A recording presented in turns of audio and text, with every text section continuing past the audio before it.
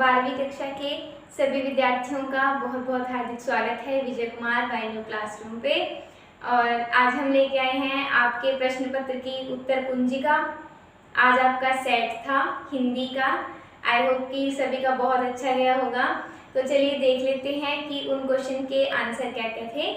पहला क्वेश्चन आप स्क्रीन पर देखिए। पहला प्रश्न आया हुआ है कि सहर्ष स्वीकारा है कविता में कवि जो है वो कहाँ पर खोना चाहता है, कहाँ पर जाना चाहता है। इसका आंसर क्या है? अंधेरी गुफाओं में। यही लगा के आए हैं आप। अगर आप यही लगा के आए हैं अंधेरी गुफाओं में तो लिख दीजिए यस, राइट। ठीक है, तो चलिए चलते हैं प्रश्न संख्या 2 की ओर। लुट्टन सिंह जो था, जो लुट्टन पहलवान था, वो अपने हाथों को कितने डिग्री पर खोल के चलता था? ये हमने आपने हमारी वीडियो देखी होगी पहलवान की ढोलक, उसमें भी क्वेश्चन हमने कराया है। कितने डिग्री पे? 45 डिग्री पे। ठीक है, ऐसा ही करके आए हो तो लिख दो यस, ऐसे करके आए हैं। हो गए हैं 2 नंबर पक्के। ठीक है, चलिए क्वेश्चन नंबर 3 आया हुआ था आनंद यादव। कौन है आनंद यादव जी? जूझ जो पाठ है आपकी, जो दूसरी पुस्तक है आरोह और कृतिका, तो कृतिका का जो दूसरा पाठ है जूझ, उसके लेखक हैं आनंद यादव जी। इनका जन्म कब हुआ? कौन से सन? आपने सन बताना था।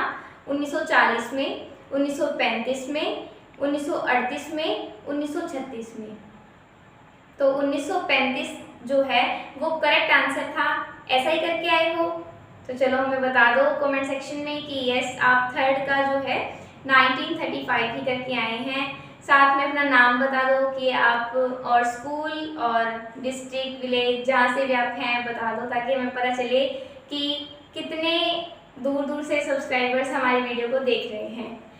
प्रश्न संख्या 4 है कि उषा का जादू कब टूटता है? कब टूटता है उषा का जादू?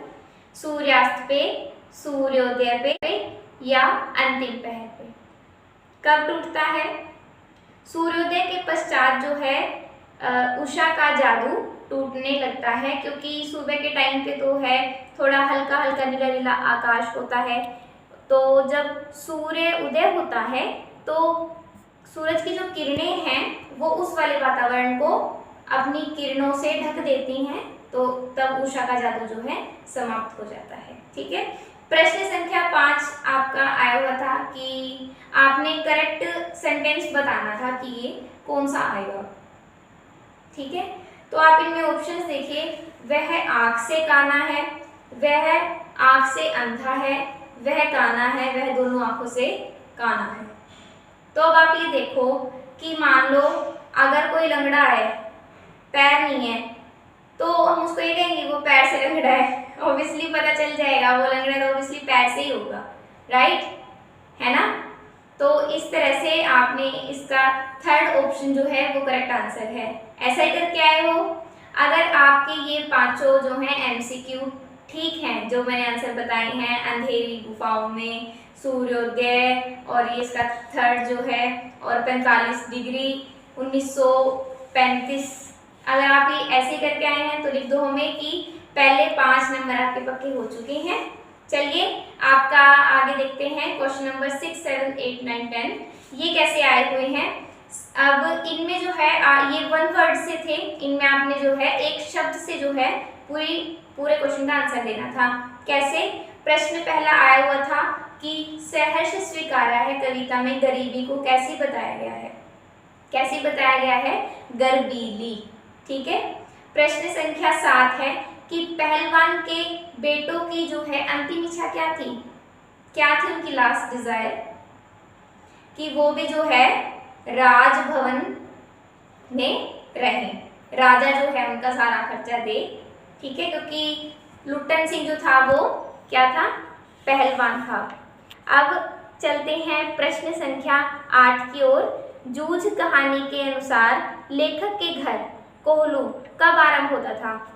कब शुरू होता था? दिवाली के बाद वो स्टार्ट कर देते थे, ताकि उनकी अर्निंग ज्यादा हो, कमाई ज्यादा हो। प्रश्न संख्या 9 कि कवि को सुबह का आकाश कैसा लगता है?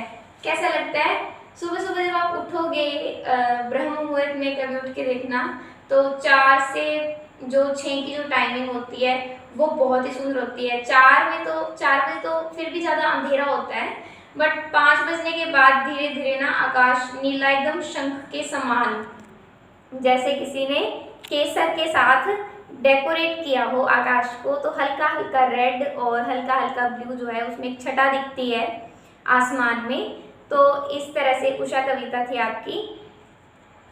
कवि को फिर आकाश सुबह के टाइम पे बहुत ही सुंदर, स्वच्छ, शीतल प्रतीत होता है, एकदम नीले शंख के समान। ये आपने लिखना था, नीले शंख के समान, और बहुत ही साफ, सुंदर और स्वच्छ। ठीक है, चलते हैं प्रश्न संख्या 10 से 12। देखिए, इन प्रश्नों के उत्तर आपने 20 या 30 शब्दों में देने थे।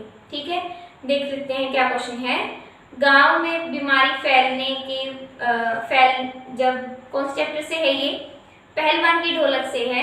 गांव में जब मलेरिया फैल जाता है, हैजा मलेरिया, ये बीमारियां बताई गई हैं, तो बताना था कि सूर्योदय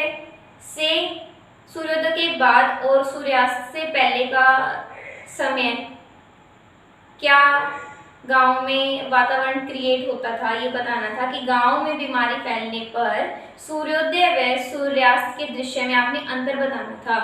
जब सूर्यास्त हो जाता था, लोग अपने घरों में चले जाते थे, एकदम चारों तरफ ऐसा जो है खूंखार सा वातावरण, एकदम डरावना, कुत्ते रो रहे होते थे, बच्चे रो रहे होते थे, या फिर चारों साइड सन्नाटा हो जाता था एकदम से, ये आपने बताना था।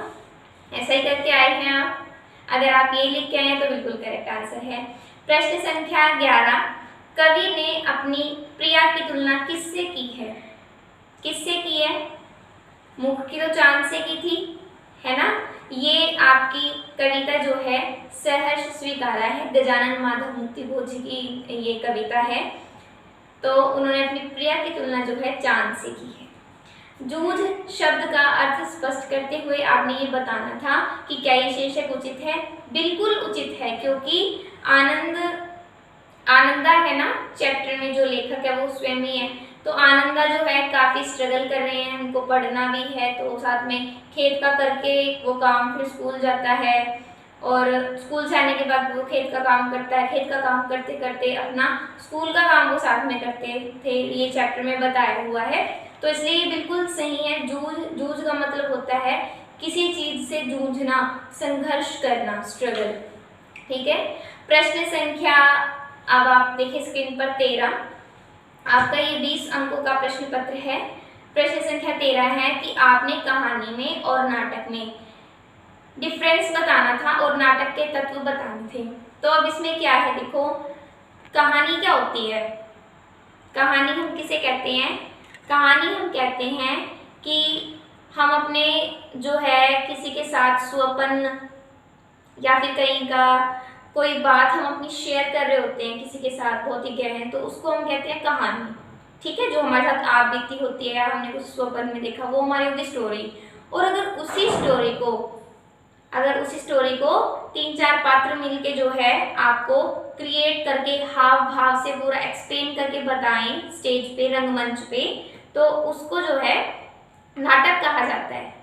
ठीक है, किसी चीज को एक प्लेटफॉर्म देके एक्सप्लेन करना वो नाटक होता है। और कहानी क्या होती है? जो हम ऐसे बता देते हैं और पात्रों के साथ हाव भाव से पूरा उसको जो है एकदम नए स्वरूप में परिवर्तित करके जब हम रंगमंच पे बताते हैं, उसको हम कहते हैं नाटक।